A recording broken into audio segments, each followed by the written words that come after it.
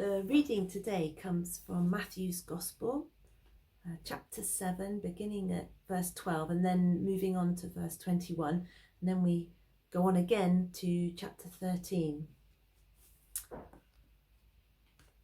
So in everything, do to others what you would have them do to you, for this sums up the law and the prophets. Not everyone who says to me, Lord, Lord, will enter the kingdom of heaven, but only he who does the will of my Father who is in heaven.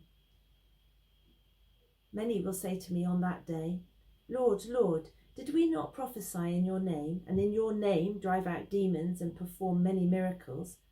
Then I will tell them plainly, I never knew you. Away from me, you evildoers. Therefore, everyone who hears these words of mine and puts them into practice is like a wise man who built his house on the rock. The rain came down, the streams rose, and the winds blew and beat against that house, yet it did not fall, because it had its foundations on the rock.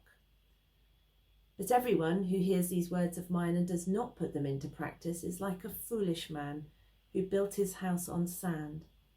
The rain came down, the streams rose, and the winds blew and beat against that house, and it fell with a great crash.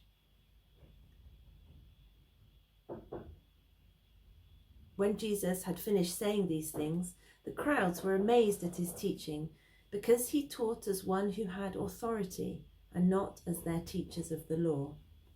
We move on to chapter 13 now, verse 31.